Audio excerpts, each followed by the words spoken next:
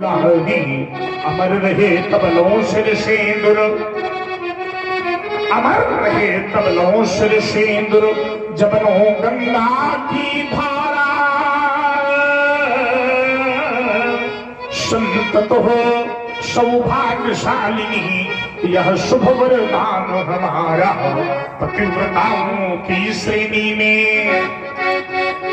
संसार में जितनी भी पतिव्रता स्त्रियां हैं जनक, उनमें सीता का अग्रगण्य नाम होगा, प्रथम गिना जाने वाला नाम होगा पतिव्रताओं की श्रेणी में। अब पहला भाग तुम्हारा अतुलनीय अनुरागपति से, सीते सुभग तुम्हारा, तेरा पति हो इस जग का राजा, और तुम बनो विश्व की रानी। इतिहास के स्वर्णिम अंकों में लिख जावे अमर कहानी। सौभाग्यवती भव, कल्याणमस्तु भव, दिव्य जीवी भव, यशस्वी भव। ले जाओ जनक बालिका को अंतः महल में, सुशोभित करो हमारा शुभ आशीर्वाद।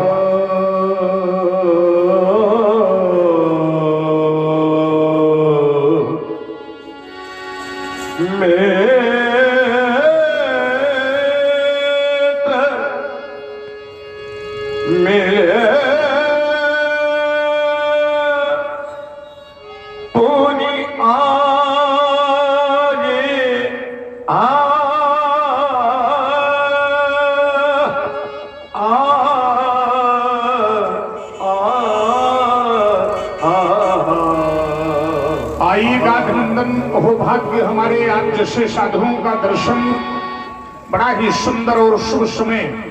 संत दर्शन भगवत कृपा का परिचायक होता है।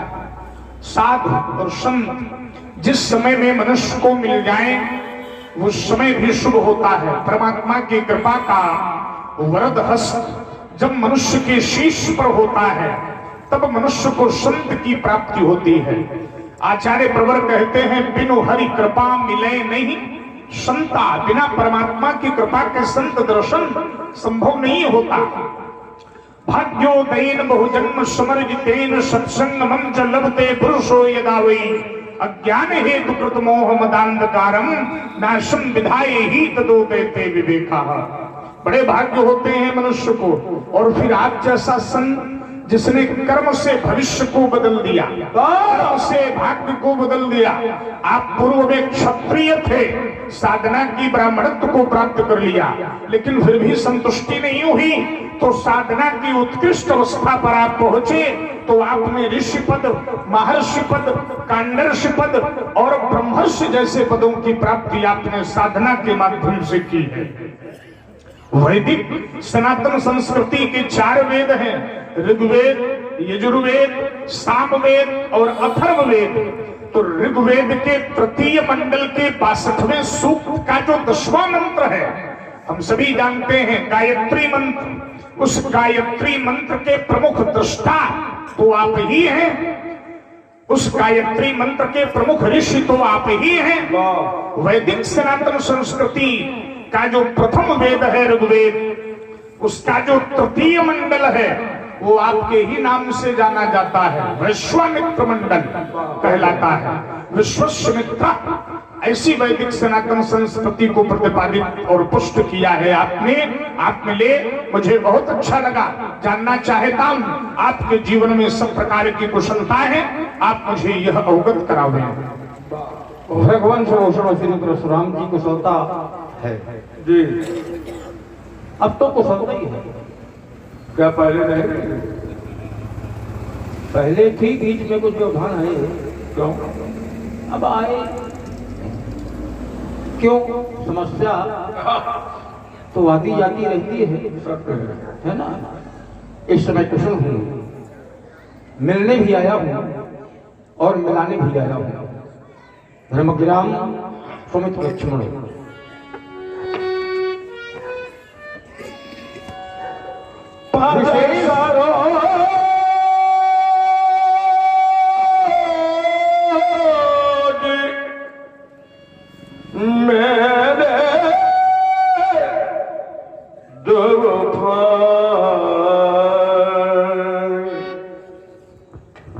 गाधनंदन ये आजान बाहु वक्रलाट मुहुर्ष महेश्वास जिनकी वक्र वर्णियों में यवन हो रहा है त्रिभुवन का विकास किंचित कुंचित के शिराश पर भ्रमरावली मंद मंद गुंजन कर रही है। कंबकंठ कपोल चारों ग्रीव शुंडाकार भुजदंड भुजाओं में छात्र दर्प ये कोटि कंदर्प दर्प दलनशील कोटि मारतंड को मलिन कर देने वाला प्रभात कुंजलित प्रकाश में पावन कलेवर मानो इस अमान निशा का वक्षस्थल विदीर्ण कर बाल भास्कर युगल स्वरूपों में मेरे नयनों के समक्ष प्रतिभा संपन्न हो रहे हैं गाधे। ये कलिंद नंदनी कालिंदी भानुजा यमुना ललाम वारी धारणी गौरवर्णिया गंगा ब्रह्म विचार सार पद्मा सरस्वती सा यामल गांग संगम। आज यहाँ तीनों नदियां एक साथ ये श्याम कर्म की यमुना विद निषेध में कलिमल हरणी और कर्म कथा रविनंदनी बरनी श्याम विद निषेध का जो ज्ञान करावे किम युक्तम हुआ का उपदेश जिसके माध्यम से प्राप्त हो श्याम कर्म की यमुना वह गौर भक्त की गंगा राम भक्ति जहां सुरसरी धारा श्याम यमुना गौर गंगा इन दोनों के मध्य में आप ज्ञान की सरस्वती सरसई ब्रह्म विचार प्रचारा ब्रह्म विचार प्रचारक जो नदी है वो सरस्वती है। और जहां ये तीनों नदियां मिल जाएं तो स्थान बन जाता है प्रयाग। ये मिथिला संत समाज प्रयाग व्यासपीठ प्रयागवल अक्षयवट के सदृश में तीनों काल एक साथ यहाँ प्रयाग में आप अतीत काल यानी भूतकाल के रूप में मैं वर्तमान काल के रूप में और ये दोनों बालक भारत के भविष्य काल के रूप में मैं प्रणाम करता रहूं।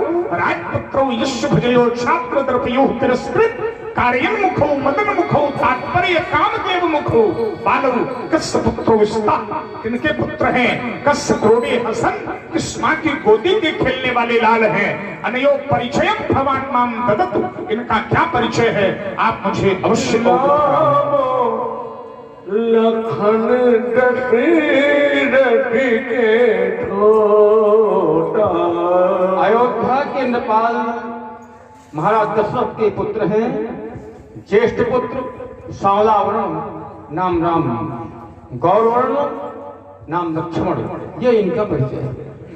अयोध्या न वधः कश्चिदित सावधः तात्पर्य जिस किसी के द्वारा जिस नगरी पर कभी भी विजय प्राप्त न की जा सके उस नगरी का नाम है अयोध्या।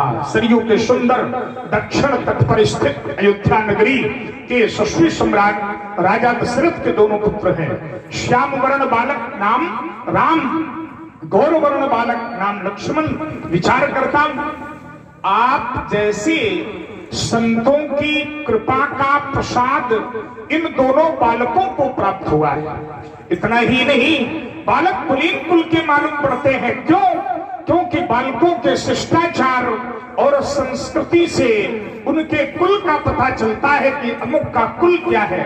बालक कुलीन कुल के हैं। आशीर्वाद दूंगा राजपुत्रो माम वाक्यम त्रैलोकस्यनातनः अरिसम्मुखम जयं प्राप्ति दीर्घायु राम लक्ष्मणो दीर्घायु राम लक्ष्मणो दीर्घायु राम लक्ष्मणो। यशस्वी की विदेहसन कहु काग अति वीर पूछत जानी अजान जीवी व्याप्यो कोप शरीर। ये अन्न बंद कलिंग बंद सौराष्ट्र ये पुष्पलक्ष पुष्कर साल साल मनीक जम्बुआ में दीपों से समागत लक्ष लक्ष नृपालों के लक्ष समूह के एकत्रित होने का हेतु क्या है? राजा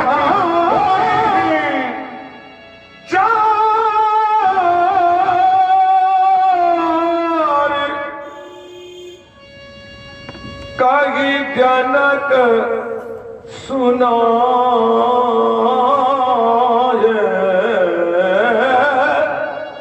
जही का शरण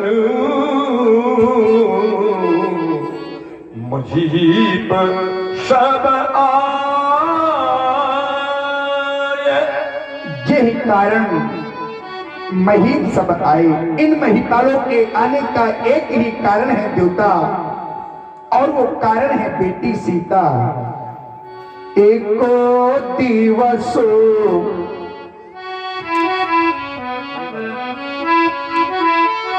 एको दिवसो मेरी बेटी तनया, एक दिवस मेरी तनया सीता,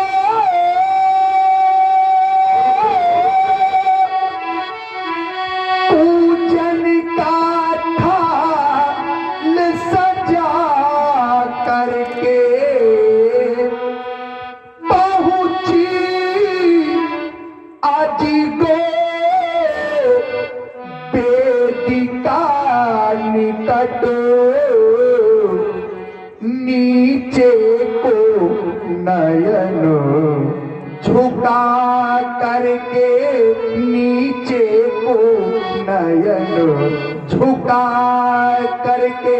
और भगवान जिस समय वो छोटी सी बेटी सीता अजगो के समीप पहुंची तो बेटी के द्वारा एक आश्चर्यजनक कार्य हो गया।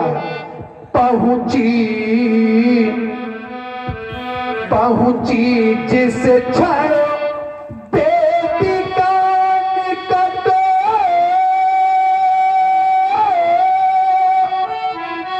तो पाए करो आज गव उठा लिया, पाए करो आज गव उठा लिया, दाएं करो से भूमि लेपन कर, बेटी को सुंदर सजा दिया, बेटी को सुंदर सजा दिया।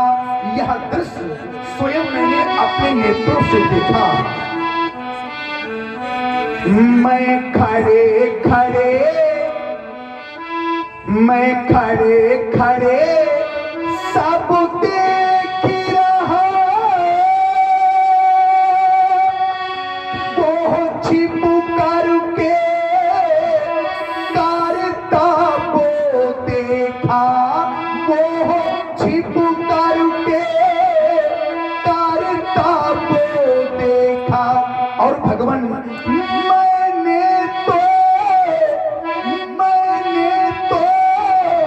सब कुछ देख लिया, सीता ने मुझे नहीं देखा, बेटी ने मुझे नहीं देखा।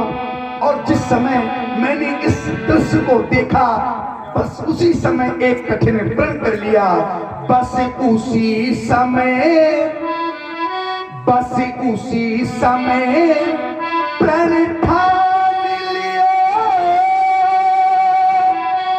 जो शिव धनुआ को तोड़ेगा, बस वही जना को जमाता पर सीता से नाता जोड़ेगा, बेटी संग गांठे जोड़ेगा।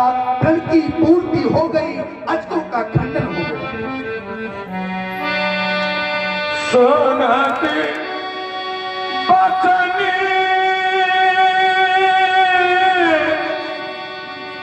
फिर मनत निहार, देखे चापो खैर महिदा।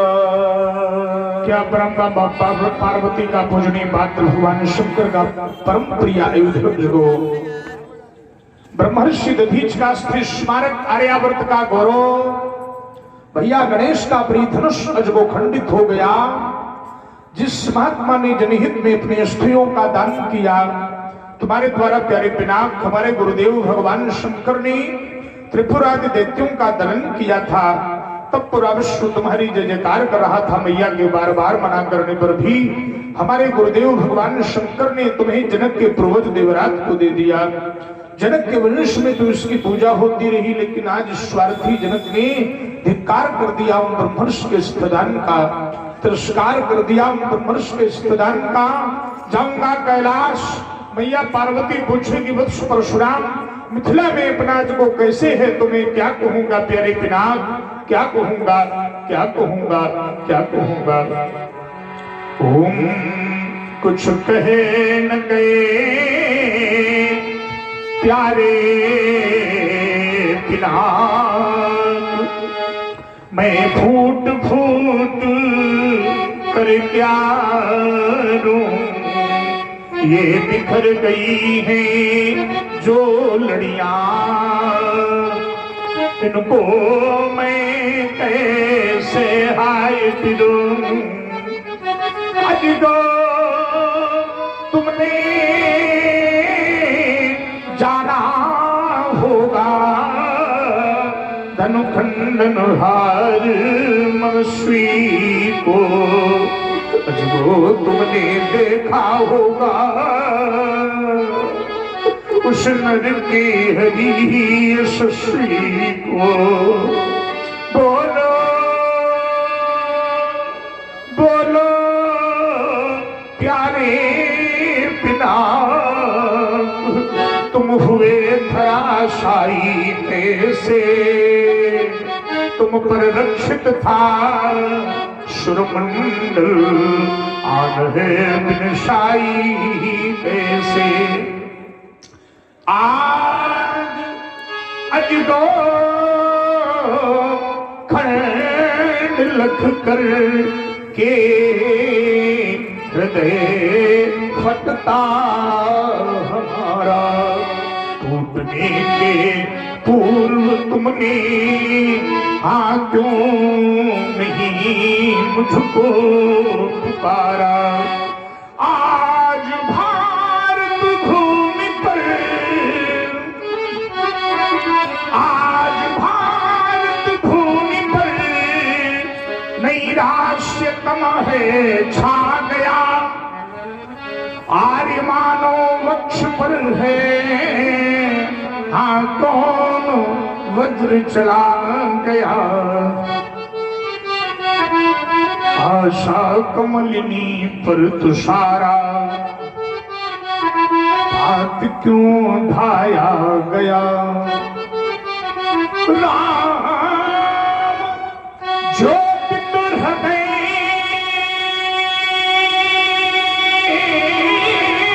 में, राम जो पितुर हृदय में, क्यों प्रलय घन छाया गया, क्यों प्रलय घन। आज मानवता फफक कर रोपड़ी बन बेसहार, टूटने के पूर्व तुमने क्यों नहीं मुझको पुकारा। अरे पिनाक आशुतोष के प्राण प्यारे, आशुतोष के प्राण प्यारे, माँ पार्वती के हृदय दुलारे, ये दुर्गति हो गई तुम्हारी और न तुमने मुझे पुकारा। क्या मुझ पर विश्वास नहीं था, पहले भी जल था जीवन था, धरती थी अंबर नंदन था, ज्ञान शक्ति वैभव कंचन था, हुआ नहीं पर त्रिपुर दहन था। तुमसे पहले भी पतझड़ था, हाँ पर हंसता मधुमास नहीं था। क्या मुझ पर विश्वास नहीं था। अरे मित्र तुम्हारे ना रहने की, मित्र तुम्हारे ना रहने की इन आंखों में तिनके साखर के क्या हम केवल कहने को थे, सेवक मित्र ही तैसी घर के लेने को बदला मैं लूंगा। हाँ शक्ति न कोई रोक सकेगी, अंतर मन में यह ज्वाला हाँ रह रह करके ही दहकेगी। वैरी तोड़ गया तन तेरा और मैं तेरे पास नहीं था, क्या मुझ पर विश्वास नहीं था। महान शोक, महान शोक, महान शोक, महान शोक। वचन कठोरा कहो जनक धनुष कही तोरा। धनुष को बर्बाद करके मान खड़े हो गए हो शीरध्वज। अरे पता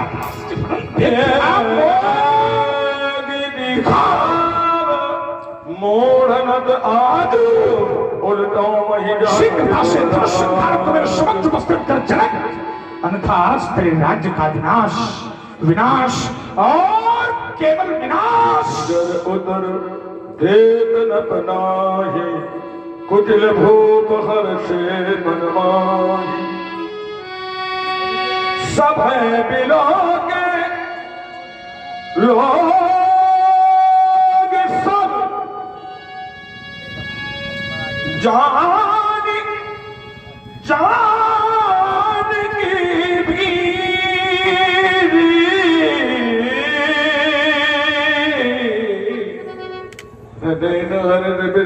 कठ बोले श्री रघुवीर।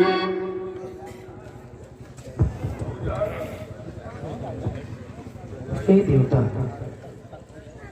भगवान श्री शंकर जी के आयुध को तोड़ने वाला आपका कोई एक दास है।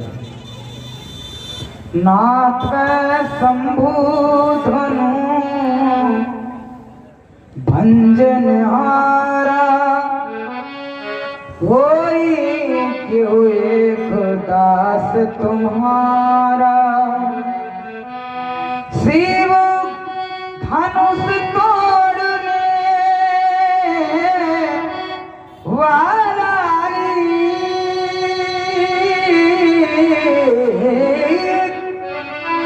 कोई शिव प्यारा ही होगा,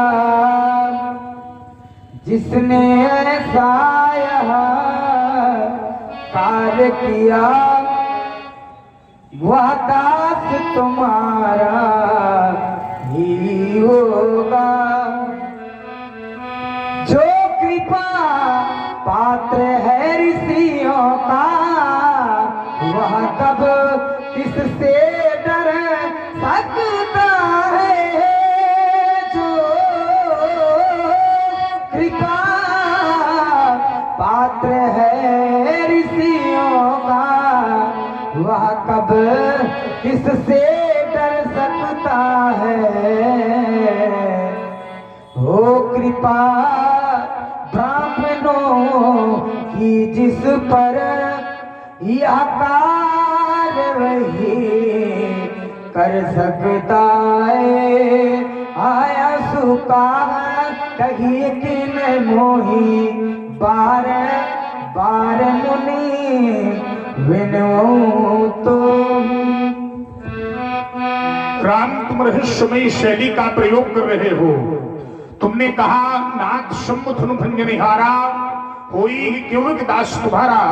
हमारे समक्ष ये कहने आए हो कि भगवान शंकर के धनुष का खंडन करने वाला आपका कोई एक दास है।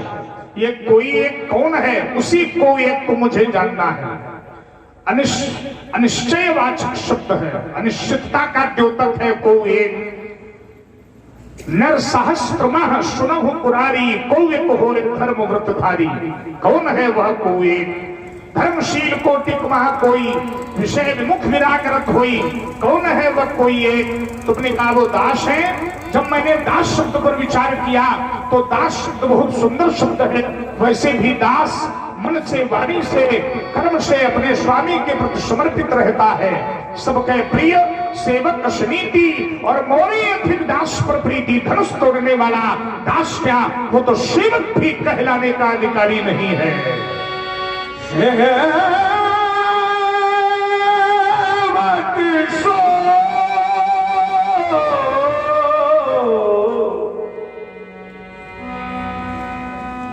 करिय सेवकाई अरी करनी कर लड़ा राम सेवा धर्मम परम गहनम योगिनाम अपि अगम्य। सेवक का धर्म बड़ा ही कठोर और योगियों के लिए अगम्य हुआ करता है। यहाँ पर भगवान शंकर के धनुष खंडन कर्ता ने मेरी सेवकाई नहीं बल्कि शत्रुता की स्थापना की है। अस्तु सुनहु राम सुनहु राम जग शिव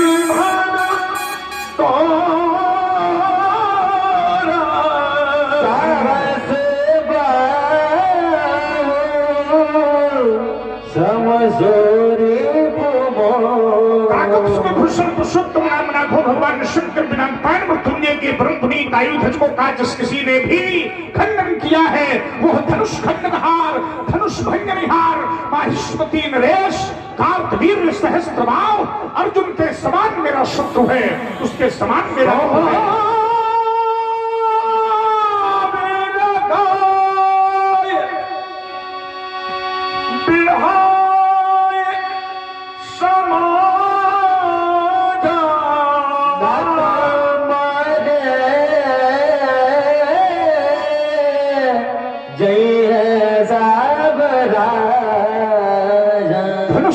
वाले को तुम इस राज समाज से अलग कर दो राम, या धनुष तोड़ने वाला स्वयं इस राज समाज से अलग हो जाए, या ये राज समाज ही धनुष तोड़ने वाले को अलग कर दे।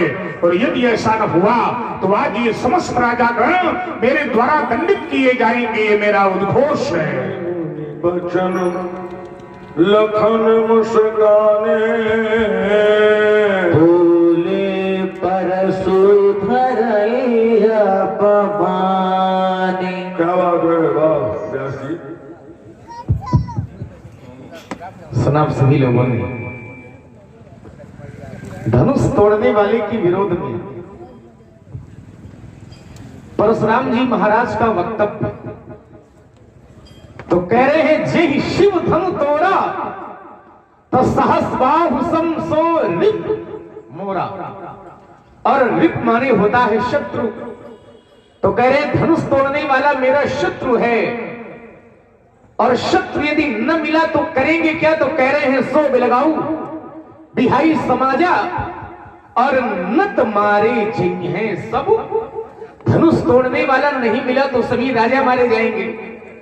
माने धनुष तोड़ने वाला न मिला तो समस्या राजाओं के लिए है, और उनमें भी एक दो राजा नहीं बल्कि नत मारे गई है सब, सभी राजा मारे जाएंगे। जबकि कुछ राजा तो महाराज यहाँ ऐसे हैं जो धनुष तोड़ना तो दूर है बल्कि धनुष के पास तक गए तक नहीं है, धनुष को छुआ तक नहीं है। जिनके कछु विचार मन माही तो चाप समीप महीप न चाहिए। तो जो तोड़ने गए, जो हाथ लगाने धनुष में गए, उनको दंड देना तो समझ में आता है, लेकिन जो उठे तक नहीं है उनको भी दंड देने की बात आप कर रहे हैं, तो ये कारण समझ में नहीं आ रहा है। रही बात धनुष के टूटने की, तो सुनो राम जय शिव धनु, क्योंकि तोड़ने वाले ने शंकर जी का धनुष तोड़ दिया है, इसलिए परशुराम जी महाराज उसको अपना शत्रु मान रहे हैं। शंकर जी परशुराम जी के गुरु जी हैं, शंकर जी परशुराम जी के आराध्य हैं, शंकर जी परशुराम जी के भगवान हैं। एक बात इस पक्ष से मैं भी आपको बताऊंगा, जैसे महाराज आप अपने गुरु जी के प्रति समर्पित हैं, जैसे आप अपने गुरु जी की सेवा में खड़े हैं, जैसे आपका समर्पण अपने गुरु जी के प्रति है, ठीक वैसे ही धनुष तोड़ने वाले ने भी धनुष गुरु जी की सेवा में ही तोड़ा है। जब तक गुरु जी का आदेश नहीं हुआ है तब तक धनुष तोड़ने वाले ने धनुष का खंडन नहीं किया है। तो धनुष तोड़ने वाला तो महाराज आपे के नियम पर चल रहा है। जैसे आप अपने गुरु जी की सेवा करते हैं तो धनुष तोड़ने वाले ने भी अपने गुरु जी की सेवा की है। गुरु जी ने आदेश दिया कि उठो अमुख भंजो भो चापा और मेटो तात जनक पर, तो धनुष तोड़ने वाले ने गुरु आदेश का पालन कर दिया। और यही हमारी संस्कृति कहती है, यही हमारे संस्कार कहते हैं कि माता पिता गुरु जी यदि आदेश दें तो पुत्र या शिष्य को उस आदेश का पालन करना चाहिए। मात पिता गुरु प्रभु के बानी, और विनयी विचार करिए शुभ जानी। माता पार्वती तो आपकी गुरु माता है। माता पार्वती ने भी कहा था कि जिस व्यक्ति को गुरु जी के वचनों पर विश्वास नहीं होता है, संसार में उसको सिद्धि की प्राप्ति नहीं हो सकती। गुरु के वचन प्रतीत, प्रतीत माने विश्वास, गुरु के वचन प्रतीत न जेहि, तो सपने सुगम न सुख सिद्धि तेहि। माता पार्वती जी ने भी अपने गुरु जी के आदेश का पालन किया था, गुरुवाणी का पालन किया था और सफलता को प्राप्त कर लिया था। तो धनुष तोड़ने वाले ने भी गुरु आदेश का पालन किया है, आपके नियम पर चल रहा है, तो आप उसको शत्रु न माने, क्योंकि धनुष तोड़ने वाले ने कोई अनुचित काम नहीं किया है, उसने तो अच्छा किया है, संस्कारों का पालन किया है, आदर्शों का पालन किया है, आपके बनाए मार्ग पर ही चलने वाला है। ये दूसरी बात। एक विचित्र बात ये रही कि धनुष टूटने पर आपका क्रोध है। और ये देखिए भाई कमल किशोर गुप्ता प्रभावित हो गए हैं, 51 मुद्राएं दोनों महानुभावों को प्रदान किया। बहुत बहुत धन्यवाद, साधुवाद। अब धनुष टूटना तो निश्चित था महाराज, क्योंकि जनक ने ये प्रण कर लिया था कि जो धनुष तोड़ेगा उसी के साथ सीता का विवाह। क्षत्रिय मर सकता है, लेकिन क्षत्रिय प्रण से पीछे पैर नहीं हटा सकता। और यदि अब धनुष नहीं टूटता तो फिर राजा जनक की कन्या का विवाह नहीं हो पाता।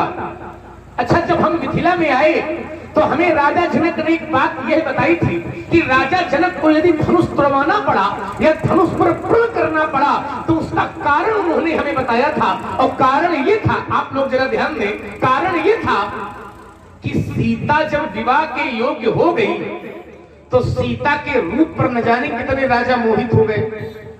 राजा मोहित हो गए, राजा जनक के द्वार पर खड़े होते थे और जनक से सीता को मांगते थे, और सीता को अकेले नहीं मांगते थे, सीता को सीता के साथ साथ इस धनुष को भी मांगते थे। जो ये धनुष टूट गया है कि हमको सीता भी दे दो और ये धनुष भी दे दो।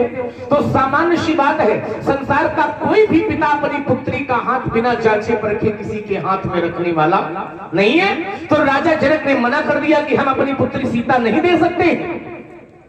तो राजाओं ने कहा नहीं दे सकते हो तो फिर युद्ध करो, लड़ाई लड़ो। तो राजा जनक ने युद्ध करना स्वीकार कर लिया, लेकिन पुत्री को देना स्वीकार नहीं किया। युद्ध किया और युद्ध में सुधनवा नाम के राजा को मार भी दिया और उसकी संकाश्य नगर में अपने छोटे भाई कुशध्वज को राजा बना दिया। लेकिन समस्या यह थी कि एक राजा हो तो राजा जनक मार दे, समाप्त कर दे, बात खत्म हो जाए। लेकिन एक राजा को मारे तो दूसरे दिन दूसरा राजा द्वार पर खड़ा है, तीसरे दिन तीसरा राजा द्वार पर खड़ा है, चौथे दिन चौथा राजा द्वार पर खड़ा है। तो राजा जनक चिंतित हो गए। उन्होंने विचार किया कि कब हम भगवान का भजन करेंगे, कब हम राज्य करेंगे और कब इन राजाओं से युद्ध लड़ेंगे। तो भगवान का आराधन किया। यही होता है, जब जीवन में समस्या आती है तो व्यक्ति भगवान की शरण में जाता है, गुरु जी की शरण में जाता है। तो प्रेरणा कहीं न कहीं से ये राजा जनक को प्राप्त हुई कि राजा जनक, तुम्हारी कन्या भी सामान्य नहीं है और ये धनुष भी सामान्य नहीं है, तो इसको तोड़ने वाला भी कोई सामान्य। तो जनक ने धनुष पर प्रण कर लिया। प्रण इसलिए कर लिया कि इससे होगा ये कि सीता को सीता के योग्य वर भी मिल जाएगा और इन राजाओं से हमें युद्ध भी लड़ना नहीं पड़ेगा, इन राजाओं का अभिमान भी नष्ट हो जाएगा और सीता को सीता के योग्य वर भी प्राप्त हो जाएगा। तो धनुष भी सामान्य नहीं, कन्या भी सामान्य नहीं। तो जनक ने ये निर्णय ले लिया कि जो धनुष को तोड़ेगा उसी के साथ हम सीता का विवाह करेंगे। और वैसा ही हुआ, सीता को सीता के योग्य वर भी मिल गया और जो ये राजा लड़ने के लिए आते थे, इन राजाओं का अभिमान भी चूर चूर हो गया। श्री हत भय भूप, जितने राजा थे धनुष टूटने पर सभी श्रीहत हो गए। श्री हत भय भूप धनु टूटे और जैसे दिवस दीप छवि छूटे, जैसे दिन में सूर्य के सामने दीपक के प्रकाश का महत्व नहीं रह जाता है, ठीक वैसे ही धनुष के टूटने पर ये राजा सब श्रीहत हो गए। तो ये जनक जी ने हमें बताई थी व्यवस्था। तो इसमें जनक जी ने यदि निर्णय ले लिया तो इस समय परशुराम को क्या आपत्ति, परशुराम जी महाराज को क्या समस्या है? मेरी दृष्टि में तो कोई गलत निर्णय उन्होंने नहीं लिया। समस्या आई तो समस्या का समाधान भी हो गया और धनुष पर निर्णय ले लिया। तो परशुराम जी को आपत्ति क्या है? परशुराम जी को इस समय समस्या क्या है? सामान्य सी बात है। ये भी नहीं तो पुत्री है नहीं, कोई तो खा जा नहीं सब बात है। पुत्री के पिता को कितने कष्ट होते हैं, कितनी समस्या होती है, कैसे किस व्यक्ति को अपनी कन्या का हाथ दे, योग्य वर के हाथ में हाथ पहुंच जाए, बहुत अच्छी बात है, लेकिन इसके लिए कितना प्रयास करना पड़ता है, कितना परिश्रम करना पड़ता है, ये एक पुत्री का पिता ही जान। तो आप क्रोध विरोध न करें, इसमें कुछ अनुचित नहीं है। धनुष टूटा तो सब प्रसन्न हो गए, दो चाप खंड में ही डारे और देख लोग सब भय, सब सुखी हो गए। तो जब सब सुखी हैं, जब सब सुखी हैं धनुष के टूटने पर, तो आप महाराज सुखी हो जाओ, काहे मार काट की बातें कर रहे हो। आज तो एक ही टूटा है, हमने अपने बचपन में न जाने कितनी धनुइयां तोड़ी, तब आपने कभी ऐसा क्रोध नहीं किया जैसा क्रोध आप आज कर रहे हैं। बहु धनुही तोरी लरिकाई, लेकिन कबहु न श्री स्क्रीन गोसाई, कभी आपने ऐसा क्रोध नहीं किया। तो क्या इस धनुष से ममता, और यदि ममता है तो उसका कारण क्या है, उसका हेतु क्या है। यही धनु पर ममता की हेतु, इस धनुष पर आपकी ममता का हेतु क्या है, वह मैं जानना चाहता हूं। मिथिला में भी बड़े बड़े रहस्य घटित हुए और ये रहस्यों की नगरी भी रही। राजा जनक ने हलकर्षण किया तो हलकर्षण करना भी एक रहस्य था। ध्यान देना, संसार का कोई भी राजा, और देखिए हरि नारायण अवस्थी बीएसएफ, इन्होंने 50 मुद्राएं लक्ष्मण जी के चरणों में और 51 मुद्राएं परशुराम जी के चरणों में भेंट किया। बहुत बहुत धन्यवाद। संसार का कोई भी राजा अतिशीघ्रता से इस निर्णय पर नहीं पहुंचता है कि वो हल की मूठ को पकड़कर कृषि क्षेत्र में जाकर और हल चलावे, लेकिन राजा जनक ने हल कर्षण किया तो इस बात में भी एक बहुत बड़ा रहस्य था। अब राजा जनक ने हल कर्षण किया तो हल कर्षण क्यों किया जाता है? कृषि को उत्पन्न करने के लिए कर्षण होता है, और कर्षण से भूमि का शोधन होता है। शोधन माने पवित्रीकरण, कर्षण से भूमि का शोधन होता है, और जब भूमि का शोधन होता है तब वह भूमि नई कृषि उत्पन्न करने के योग्य बनती है। तो राजा जनक ने हलकर्षण किया, इसमें भी रहस्य। और हलकर्षण कृषि के लिए नहीं किया, हलकर्षण जल की वृष्टि के लिए किया। अब ध्यान देना, प्रायः लोग हलकर्षण करते हैं कृषि करने के लिए, और राजा जनक ने हलकर्षण किया जल वृष्टि करने के लिए। इसमें भी एक रहस्य है।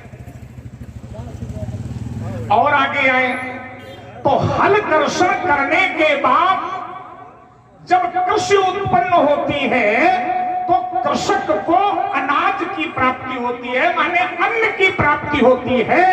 लेकिन राजा जनक ने तो ऐसा हलकर्षण किया जिससे अन्न की प्राप्ति नहीं बल्कि पुत्री की प्राप्ति हुई। इसमें भी एक रहस्य, अन्न नहीं मिला, बालिका मिली, पुत्री की प्राप्ति हुई। सीता सीराकृतो जाता तस्मात् सीरध्वजः ईश्वरः, शास्त्र का प्रमाण मिलता है। तो पुत्री प्राप्त हुई, इसमें भी एक रहस्य है। अब जब वो पुत्री धीरे धीरे बड़ी हुई तो राजा जनक के यहाँ जो भगवान शंकर का दिया हुआ यह दिव्य पावन पिनाक रखा था, एक दिन सीता ने इसी धनुष को खेल खेल में उठा लिया, जिसे बड़े बड़े राजा उठाने में असमर्थ रहे, उस पावन पिनाक को सीता ने उठा लिया। इस बात में भी एक बहुत बड़ा रहस्य है। ध्यान देना, कुछ नया निकलेगा इन बातों से। अब इस बात में भी बड़ा रहस्य है। सीता ने जब धनुष को उठाया तो राजा जनक ने शिव जी की प्रेरणा पर यह प्रण कर लिया कि जो इस धनुष का खंडन करेगा उसके साथ हम सीता का विवाह कर देंगे। तो लक्ष्मण ने एक वाक्य कहा, उस पर चिंतन करें आप। लक्ष्मण ने कहा कि ये धनुष भी सामान्य नहीं था, सीता भी सामान्य नहीं थी। तो मैं चिंतन करने लगा कि जब धनुष भी सामान्य नहीं था और सीता भी सामान्य नहीं थी, तो फिर राजा जनक ने यह प्रण सामान्य राजाओं को क्यों सुनाया? ध्यान दीजिए जरा, जब सीता भी सामान्य नहीं है और धनुष भी सामान्य नहीं है, तो फिर प्रण सामान्य राजाओं को क्यों? एक तथ्य तो ये निकल करके आ रहा है, तो इस तथ्य पर चिंतन हो। अब राजाओं ने धनुष तोड़ने का प्रयास किया, विफल रहे। उसका कारण यही था कि राजा सामान्य थे और ये धनुष असामान्य था। तो पहला तो तर्क यही बन गया कि प्रण राजाओं को क्यों सुनाया गया? जब धनुष भी सामान्य, असामान्य और सीता भी असामान्य, तो सीता का विवाह किसी असामान्य से ही होना है। तो फिर सामान्य राजाओं को यहां बुलाने की आवश्यकता नहीं, प्रण करने की आवश्यकता नहीं, और अगर थी भी तो राजाओं को केवल सुनाने की आवश्यकता नहीं थी। ये एक तथ्य। अब आगे आइए, तो लक्ष्मण ने कहा कि परशुराम जी को आपत्ति क्यों है? परशुराम को धनुष के टूटने पर आपत्ति नहीं है, बल्कि तोड़ करके धरती पर डाल दिया गया ये आपत्ति। हमारी वैदिक सनातन संस्कृति में जब किसी की मृत्यु भी हो जाती है, तो मृत्यु के बाद उस व्यक्ति को भी कुशासन दिया जाता है।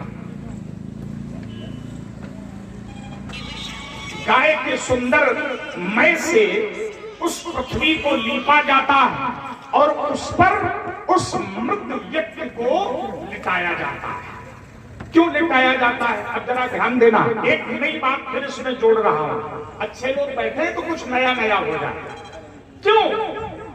क्योंकि जब प्राण निकल जाते हैं, जब प्राण निकल जाते हैं, तो प्राण निकलने के बाद जो व्यक्ति के शरीर की चेतना है वो शरीर से पृथक हो जाती है।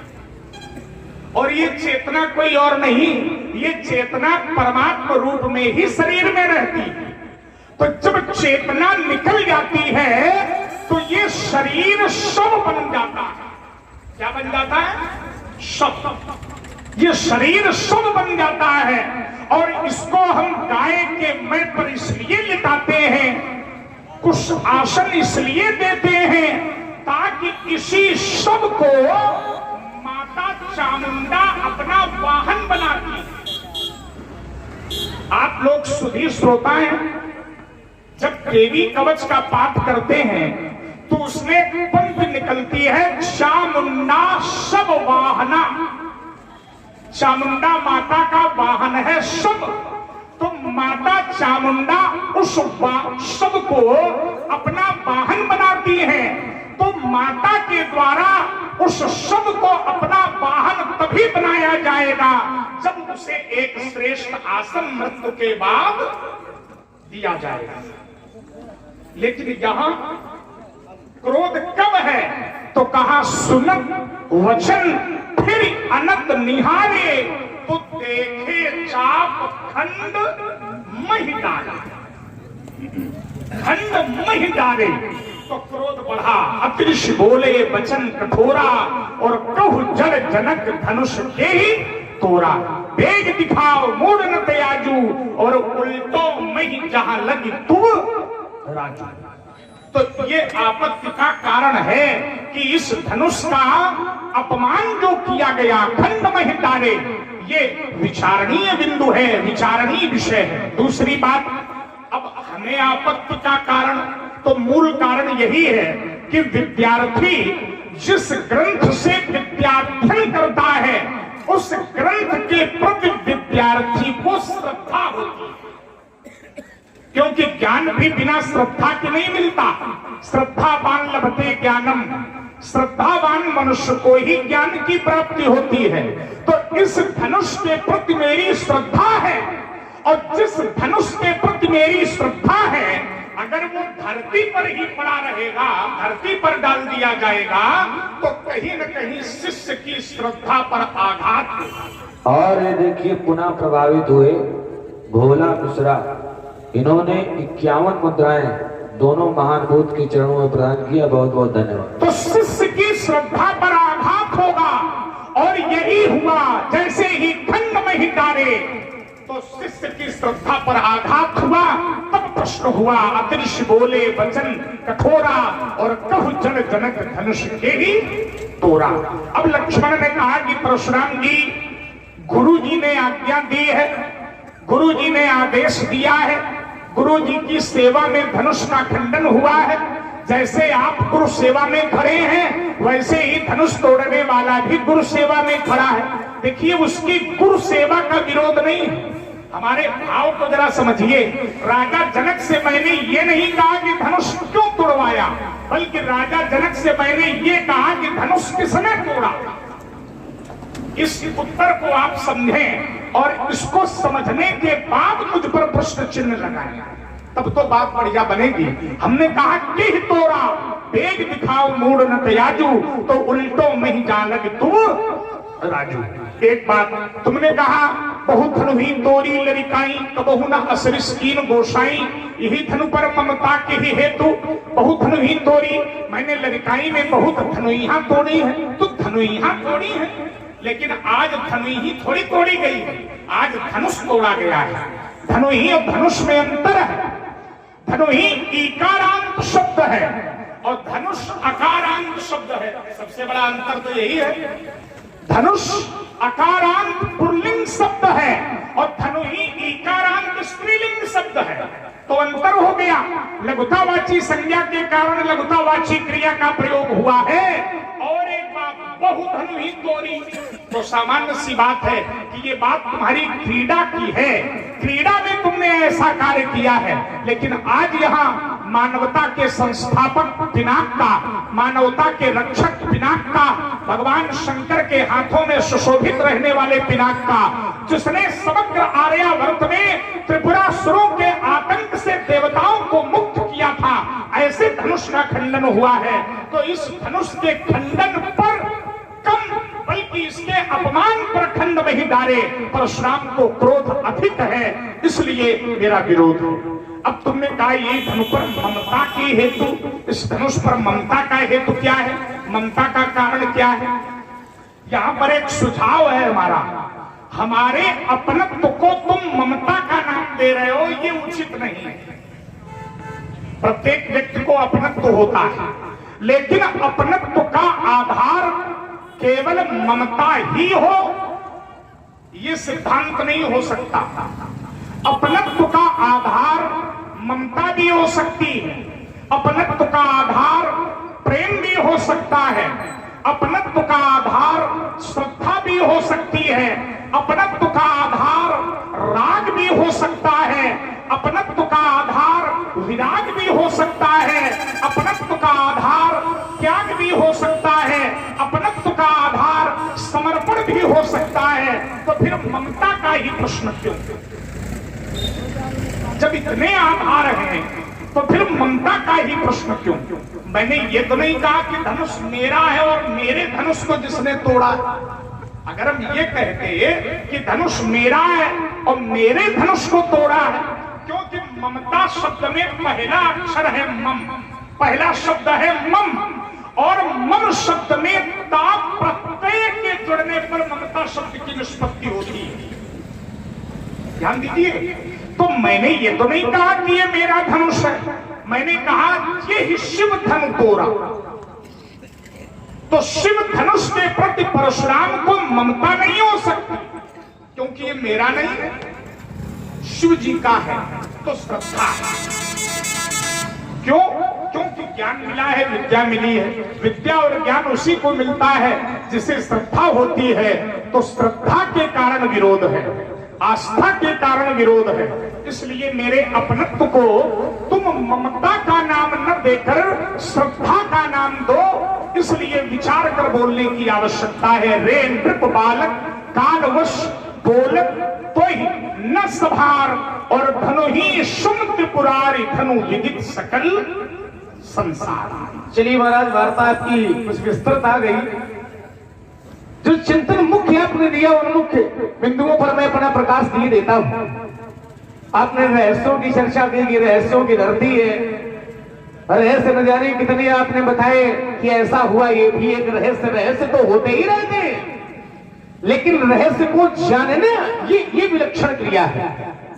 ये रहस्य जाने को सब नहीं जान सकते। भगवान के कहने पर, नारद जी के कहने पर राजा जनक ने हल चलाया, तो हल चलाया तो आचार्यों ने कहा कि नारद जी ने सोने का हल चलाने के लिए कहा। अब विचार करिए जरा, जब अकाल पड़ गया, 12 वर्ष तक जल वृष्टि नहीं हुई, कुछ दिन जल वृष्टि नहीं होती है तो लोहे का हल मुश्किल पड़ जाता है भूमि में चलना, है ना। भूमि पर लोहे का हल चलना मुश्किल पड़ जाता है, क्योंकि भूमि इतनी बंजर हो जाती है तो लोहे का हल चलना मुश्किल पड़ जाता है। तो जब 12 वर्ष पानी नहीं गिरा, अब फिर नारद जी ने कहा कि सोने का चलाओ। अच्छा, सोने क्यों कहा? तांबा कह देते, चांदी कह देते, पीतल कह देते, सोना ही क्यों कहा कि सोने का हल चलाओ? तो इसमें भी फिर कहीं ना कहीं कोई ना कोई रहस्य है ना। तो ये रहस्यों की धरती है, लेकिन रहस्यों को कौन कितना जान सकता है, ये विचारणीय बात है। आइए, जो मुख्य बिंदु आपने दिए हैं उन पर मैं अपना प्रकाश देता हूं। हमने ये कहा था कि जैसे आप अपने गुरु जी की सेवा में खड़े हैं, आप अपने गुरु जी के प्रति समर्पित हैं, तो ठीक वैसे ही धनुष तोड़ने वाले ने भी धनुष गुरु जी की सेवा में तोड़ा है, वो भी गुरु जी के प्रति समर्पित है। तो परशुराम जी महाराज ने कहा कि लक्ष्मण, हमारा विरोध गुरु सेवा का नहीं है, बल्कि हमारा विरोध धनुष को अपमानित स्थिति में डाल देना, इस बात पर विरोध है। देखिए महाराज, ये तो चरित्र आपका गड़बड़ा जाएगा यदि आप ये कहोगे कि हमारा विरोध धनुष के भूमि पर पड़े होने पर है ना। यदि परशुराम जी का क्रोध और विरोध भूमि पर पड़े होने से होता तो फिर ये धरातल न होता कि अति रिस बोले वचन कठोरा और कहू जल जनक धनुष के तोरा। तोरा तोरा माने भूमि में डाला जाना नहीं, तोरा माने किसने तोड़ा है। और जनक से भी आपने यही कहा था, अतिरिश बोले वचन कठोरा कहू जल जनक धनुष के। हमारे भैया से भी यही कहा था कि सुनो राम जय शिव धनु तोड़ा। जिसने शंकर जी का धनुष तोड़ा है वो मेरा शत्रु है। तो शत्रुता का आधार क्या है? शत्रुता का आधार है धनुष का तोड़ना, न कि भूमि में डालना। शब्द से शब्द को जोड़ो। आपने भूमि में पड़े देखे हैं खंड, लेकिन विरोध किस बात का है, क्रोध किस बात का है? तो धनुष टूटने का विरोध है। और एक प्रमाण ले लीजिए, आना ही यदि मिथिला में है तो मिथिला में आने का कारण क्या है? तो कहा तेई अवसर सुनि शिव धनु भंगा। भंगा माने तोड़ा जाना या टूटना, ठीक है। तो जो क्रोध है परशुराम जी का, तो चरित्र में रह करके वार्ता की जाए। चरित्र आपका ये कह रहा है कि तोड़े जाने पर विरोध है, और आप अपने मन से ये बता रहे हो कि भूमि में फेंके जाने पर विरोध है या भूमि में डाले जाने पर विरोध है। तो फिर वहां तोड़ा शब्द नहीं, वहां फिर डाले शब्द होना चाहिए कि किसने धनुष को भूमि पर डाल दिया है, तो फिर निर्णय बनता, तभी आपकी बात उचित होती। लेकिन 3 प्रमाण मैंने दिए कि परशुराम जी का क्रोध विरोध जो है वो धनुष के तोड़ने पर है, कि धनुष किसने तोड़ा है। एक बात, अब धनुष तोड़ने वाले का तो मैंने जोड़ा कि आपने गुरु आदेश का आप भी पालन करते हैं, और तोड़ने वाले ने भी धनुष तब तोड़ा है जब गुरु जी ने आदेश दिया है। और हमारी संस्कृति यही कहती है कि हम माता पिता के गुरु के आदेश का पालन करें। तो एक बात आपने इसमें और जोड़ी कि भूमि में पड़े जाने पर धनुष को अपमानित अवस्था में डाल दिया और 100 से जोड़ दिया। व्यक्ति को जब प्राण निकल जाते हैं तो कुशासन दिया जाता है, आदि आदि, बहुत अच्छी बात है ना। तो व्यक्ति के प्राण निकल जाते हैं तब उसकी व्यवस्था की जाती है, तब तो सूतक भी लग जाता है कुछ दिनों के लिए, है ना, उसकी क्रिया विधिवत की जाती है। तो व्यक्ति का नियम व्यक्ति पर लगेगा। धनुष ये व्यक्ति नहीं था, क्या धनुष व्यक्ति था? धनुष वस्तु था। तो व्यक्ति का नियम व्यक्ति पर लगेगा और वस्तु का नियम वस्तु पर लगेगा। कोई व्यक्ति समाप्त हो जाएगा तो सूतक भी लगेगा, सारी प्रक्रिया भी बनाई जाएगी, लेकिन घर में कोई वस्तु नष्ट हो जाए तब भी क्या सूतक बनाया जाएगा? तो क्या वस्तु के नष्ट होने पर भी प्रशासन दोगे? तब भी क्या गाय के गोबर से लीपोगे? आदि आदि क्रिया प्रक्रिया करोगे? तो ये आप सुना रहे हो, कथा बहुत अच्छी बात है प्रवचन, लेकिन विषय वस्तु से जुड़ करके आना चाहिए। व्यक्ति जब समाप्त हो जाता है तो उसके नियम अलग होते हैं, और घर में जब कोई वस्तु समाप्त हो जाती है तो वस्तु के समाप्त होने पर कोई उसको कुशासन। अच्छा, आपकी दृष्टि में ये लग रहा है कि धनुष को अपमान स्थिति में डाल दिया गया पृथ्वी पर, आपको लग रहा है, लेकिन एक वाक्य आप कह गए उसको जरा ध्यान से समझना। जैसे आपने भी कहा, स्वीकार भी किया हमारी बात को, हमने ये कहा था कि धनुष सामान्य नहीं है और सीता भी सामान्य नहीं है, तो धनुष को तोड़ने वाला भी सामान्य नहीं होगा। तो जब तोड़ने वाला सामान्य नहीं है, तोड़ने वाला महापुरुष है, ध्यान देना, तोड़ने वाला महापुरुष है, और महापुरुष के हाथों से यदि धनुष टूटा है और भूमि पर डाल दिया गया है तो इससे बड़ा सम्मान अब इस धनुष के लिए कोई दूसरा, क्योंकि महापुरुष के हाथों में जो पहुंच करके टूट जाए, है ना, क्या उससे बढ़ करके भी कोई सम्मान हो सकता है? न जाने कितने राजा इस धनुष को उठाने का प्रयास कर रहे थे, धनुष नहीं टूटा। धूप सहस दस एक ही 12 और लगे उठावन तरे ना तारा। एक संकेत में बात मैं दे दूं कि धनुष तोड़ने वाला इतना सामान्य नहीं है, धनुष तोड़ने वाला तो इतना बड़ा महापुरुष है कि जो अपने चरण की रज पत्थर में भी स्पर्श करा देता है तो वो पत्थर भी पवित्र नारी के रूप में उपस्थित हो जाता है। तो जब धनुष तोड़ने वाले ने अपने हाथ से धनुष को तोड़ा है तो फिर इसमें अब किसी और सम्मान की आकांक्षा ही समाप्त हो जाएगी। विचार ये करना है, तो अब क्या इससे बड़ा सम्मान क्या हो सकता है कि उसके हाथों में अंतिम समय ये पहुंच गया और भूमि पर डाल दिया गया। तो भूमि को बहुत हल्के में ले रहे हो महाराज, भूमि को आप इस रूप में लो कि भूमि में भी डाल दिया गया तो पृथ्वी भी तो माता है। अंत समय यदि माता की गोद प्राप्त हो गई तो इससे बड़ा सम्मान क्या हो सकता है? धरती हमारी माता है, हमारी संस्कृति है जननी जन्मभूमि स्वर्गादपि गरीयसी, माता और मातृभूमि स्वर्ग से भी बढ़ करके है, तो जो स्वर्ग से भी बढ़ करके की गोद में पहुंच गया तो अब इससे बड़ा सम्मान इस धनुष के लिए कुछ दूसरा नहीं हो सकता था। और यदि अपमान होता, ध्यान देना, अपमान होता भूमि में डालना धनुष का, तो ये अपमान परशुराम जी को केवल क्यों दिख रहा है? ये अपमान भाई अपमान है। और देखिए प्रभावित हुई हैं साक्षी शुक्ला, इन्होंने 21 मुद्राएं दोनों महान भूत के चरणों में प्रदान किया है, बहुत बहुत धन्यवाद। धनुष का भूमि में पड़ा होना यदि अपमान होता तो जैसे कोई अपमानित कार्य हो जाए, कोई गलत कार्य हो जाए तो समाज के लोग ठोक देते हैं कि ये ऐसा नहीं भैया, ऐसे ऐसे कर लो, इसको सही से व्यवस्थित कर लो। लेकिन अपमान केवल परशुराम जी को दिखाई पड़ रहा है। परशुराम जी से बड़े बड़े महात्मा यहाँ खड़े हैं, यहाँ बैठे हैं, विश्वामित्र जी यहाँ बैठे हैं, सतानंद यहाँ बैठे हैं, याज्ञवल्क्य जी महाराज बैठे हैं, लेकिन किसी को अपमान नहीं लग रहा है। लेकिन आपे को अपमान लग रहा है कि भूमि में पड़ा है तो ये अपमान हो गया है। तो इससे क्या कहें? इसको अपमान हो तो सबको दिखाई पड़े, लेकिन केवल आपको दिखाई पड़ रहा है। न जाने कितने ब्राह्मण यहाँ बैठे हैं, अपमान हुआ होता तो वेद मंत्र नहीं बोले जाते। जहां तहां विप्र वेद ध्वनि करही और बंदी बिरदावली। यदि अपमान होता तो अपमान होने पर साधु संत कभी प्रसन्न नहीं होते।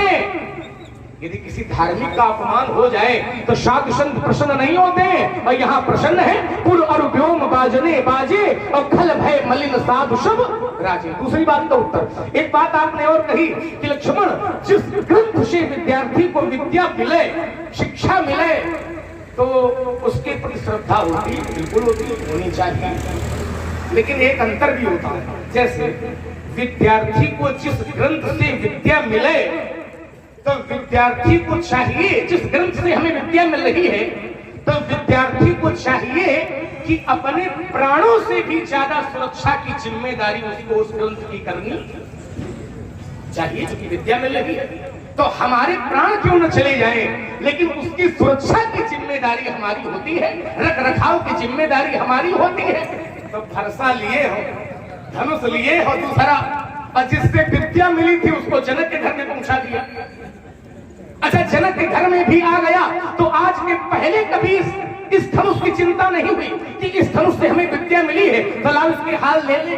देख ले कि कैसी स्थिति में और देखिए इसी बात पे प्रभावित हुए कमल की